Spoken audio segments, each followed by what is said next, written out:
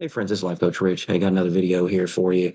And this one, this lady spoke in front of the U.S. House, and this lady actually you'll recognize her if you've seen the "What Is a Woman" by Matt Walsh. She's in that video as well, and so this is a real succinct kind of summary of what some things that she has to say.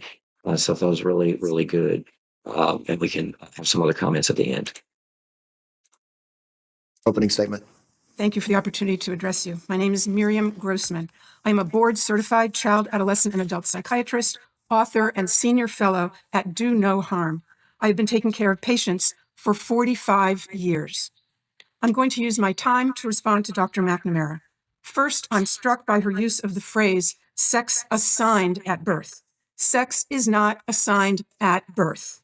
Sex is established at conception, and it's recognized at birth, if not earlier. Dr. McNamara claims that her views are science-based, but to claim that sex is assigned at birth is without any scientific basis whatsoever.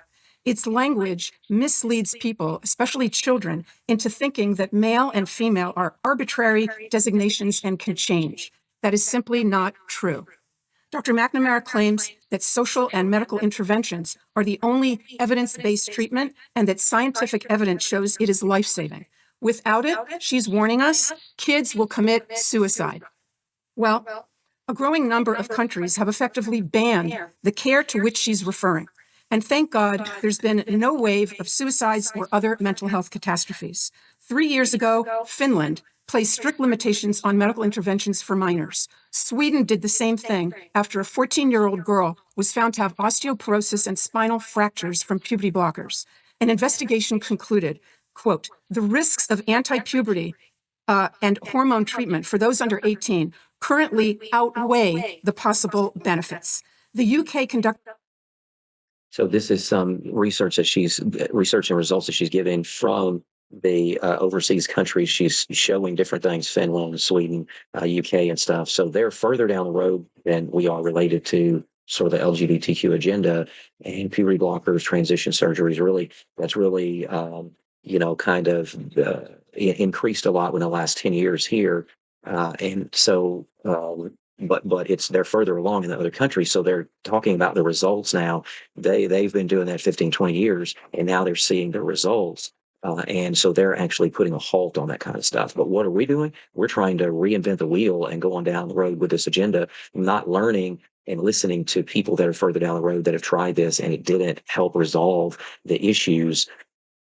It didn't help resolve the issues that we have related to what's going on with the LGBTQ agenda and people that are thinking that they're born in a different body than they should be in, that kind of stuff. So she's given some other stats related to what other countries have found. A review and called the evidence very low. They've also placed severe restrictions on the care that Dr. McNamara calls life-saving. Norway also analyzed the data and has made similar changes in policy. The National Academy of Medicine in France warned, quote, great medical caution must be taken in children and adolescents, given the vulnerability of this population and the many undesirable, even serious complications the therapies cause. Doctors in New Zealand and Australia have published similar statements. Is Dr. McNamara suggesting that all these countries are rejecting evidence-based treatment and placing their kids at risk of suicide? Regarding that point of view, Finland's gender expert, Dr. Rita Kaltiala, said, quote, it's purposeful disinformation, the spreading of which is irresponsible. All 7 countries, and Florida too, of course, concluded that kids don't need their development interrupted, the girls don't need their periods stopped and their voices lowered, and the boys don't need to grow breasts. What they need is psychotherapy. I have other objections to Dr. McNamara's testimony. She insists that her position, only hers, represents standard medical care. What she doesn't want you to know is that there is no standard. There's a debate. There's a fierce debate. And on the side opposite her stand such prominent figures as Stephen Levine, Kenneth Zucker, Paul McHugh, and James Cantor, among others. These doctors are giants in the field. They have been treating transgender patients and gathering data and publishing papers about them, and I mean no disrespect here, but since before Dr. McNamara was born. The point is that those veteran clinicians and others who have wisdom and experience are ignored because they disagree with the current narrative. They're against medical interventions for the same reason those 7 countries are. There is no evidence of long-term benefit, but there is evidence of harm. I'll end by quoting Jamie Reed, the courageous whistleblower from the Children's Gender Clinic in St. Louis. I believe that hospital receives the medical education funding that we're discussing today. She said that doctors at that clinic said, "We are building the plane while we are flying it. We are building the plane while we are flying it." That's how they described the treatment at their gender clinic. Our precious tax dollars should not support such a perilous experiment. Wow, that was really good. So that it's we need to deal with this issue carefully, lovingly, but truthfully. And I think that because of ideological blindness or agendas, then sometimes it's not being put forth truthfully.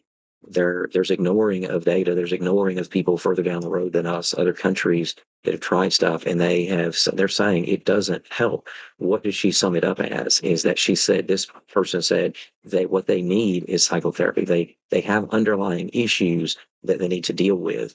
Changing body structure or changing some hormones doesn't make us different, and it doesn't address the underlying psychological issues that are there.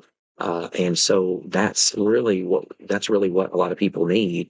But it needs to come from a standpoint of trying to address the underlying issues that make us uncomfortable with things that are around us at this time, whether that's our biological sex and what we think gender is. I'm born in a different body than I should be, whatever, male or female, attracted to males or females, that kind of stuff. Any of those, there's a lot of triggers, there's a lot of things, whether it be an abuse in the past, neglect of parents, shunning of one parent or sex or something over another, and we gravitated towards the other one.